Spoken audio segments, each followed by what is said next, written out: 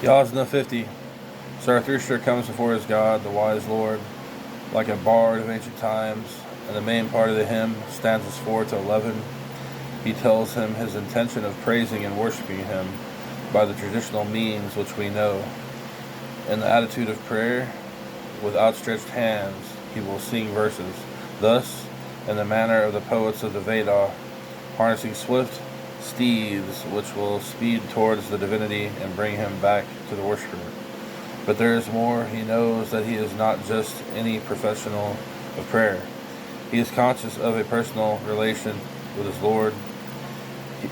He is his prophet, Zarathustra. He is certain that he may expect a manifest aid from him, and he asks him for inspiration. He needs divine guidance for his tongue so that his praise may be worthy of his object, and his preaching be effective, and bring to the Lord the hymns of other men. He counts on this intervention because he has a pact with the right. God will act in him by mental impulse, and by that aspect of him which is turned towards the world, the good mind. Through all this elevation appear like filigree work, the relations which unite the wise Lord, the right, and the good mind in a mystical communion as the persons of a Trinity. The Triad is present from the first stanza, where it is invoked as the only resource, the only refuge, the only protection. With the stanza, the hymn begins ex abrupto in a pathetic question. What help shall my soul expect from anyone?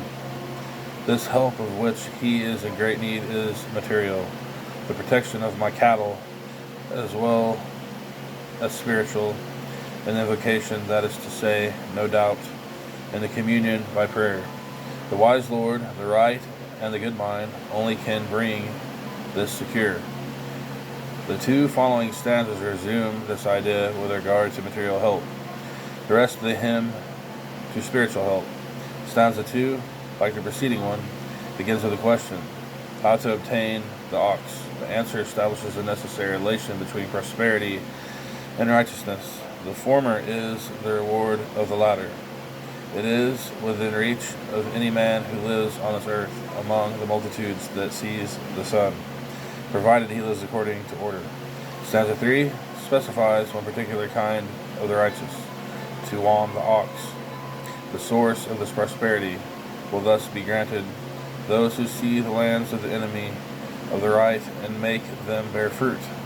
It must undoubtedly be understood that the practice of righteousness requires a particular violent intervention against those who despise it.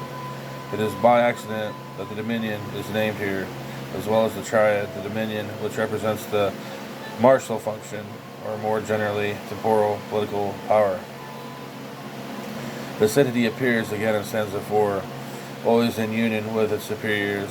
The end of this stanza discourages the translator by its obscurity, but its beginning at least clearly indicates a change in theme. I will worship you with praise, O wise Lord, etc. A transition from the material to the spiritual plane in pursuance of word invocation of the first stanza.